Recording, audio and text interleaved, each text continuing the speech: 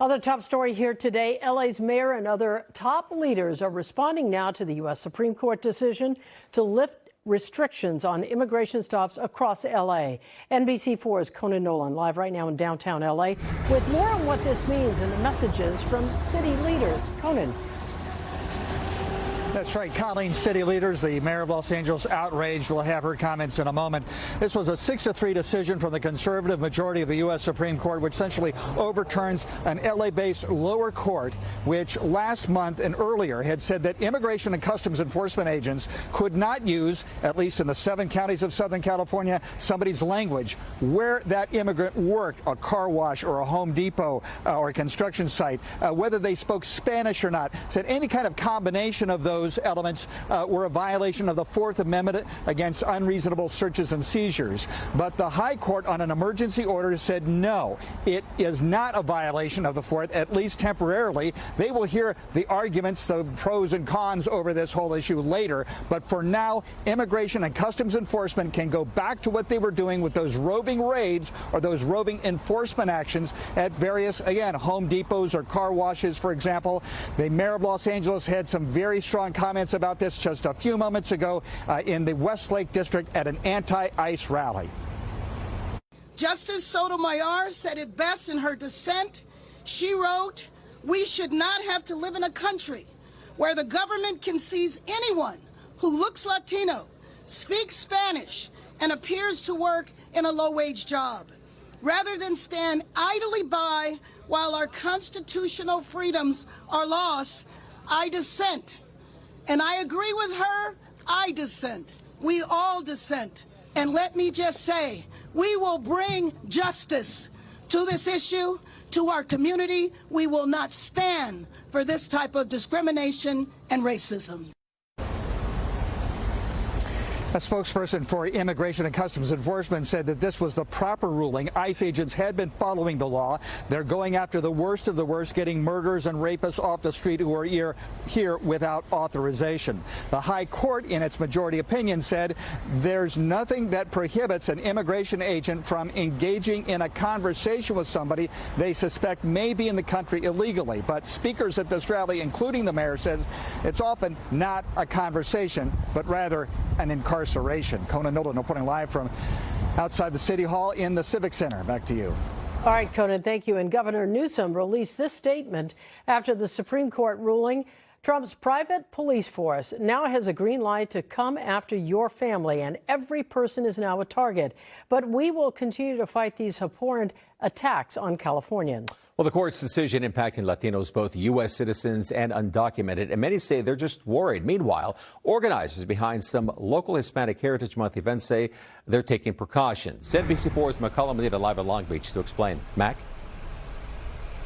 Oh, Michael, Hispanic Heritage Month starts in about a week, and at least here in Long Beach, the Latino Restaurant Week is taking some precautions to increase their protocols. Meantime, we talked to a Long Beach man who was actually pulled over by agents back in June when the immigration operations first started. He worries it could happen again.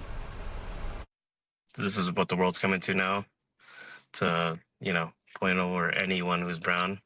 At this point, Daniel Franco was pulled over in Long Beach last June near a U-Haul store. That's when agents started operations across Southern California. They asked if I was undocumented. Of course I wasn't. The U.S. citizen says he was shocked to see agents randomly questioning people who he believes were profiled because they look Latino, although DHS disputes that. And I was pretty pissed, mad, angered. It is an unprecedented situation and it creates a lot of uncertainty. Attorney Carlos Hernandez believes the Supreme Court decision has opened the door for more Latino U.S. citizens in Southern California to be questioned and detained. The 7 Southern California counties impacted are a prime target for the Trump administration.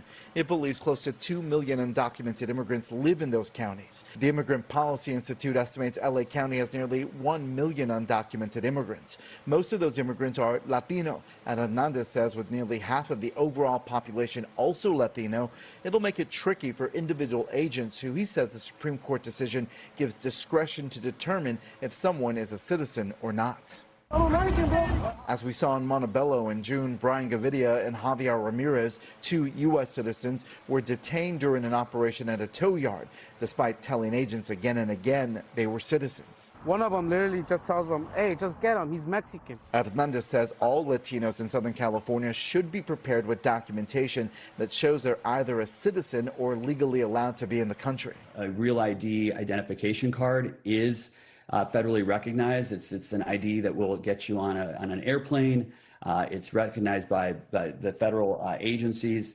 Obviously, passport cards. It's chilling, right? People are afraid to leave their homes. They're afraid to go about their business. Mike Fox with the Cato Institute, a libertarian think tank in Washington, D.C., says it'll be at least until September 24th before a longer-term preliminary injunction is considered, which means immigration operations could continue through Hispanic Heritage Month. And organizers of events like Latino Restaurant Week in Long Beach says they are beefing up protocols to not only allow invited guests in, but not allow federal agents that do not have a signed warrant from a judge. Other events like the Grito at LA City Hall and the Muertos Art Walk on Olivera Street are expected to continue as planned.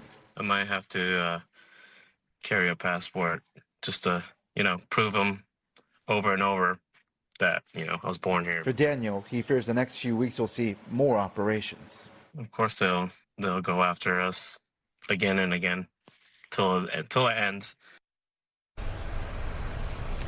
Latino immigrant businesses are also bracing for what's next. They're also trying to recover after the procedures started back in June as well. We're live in Long Beach. I'm Makama Medina, NBC4 News. Mac, thank you. Right now on our NBCLA app, we have put together a special section dedicated to immigration. You're going to find links to some of the other stories we've covered.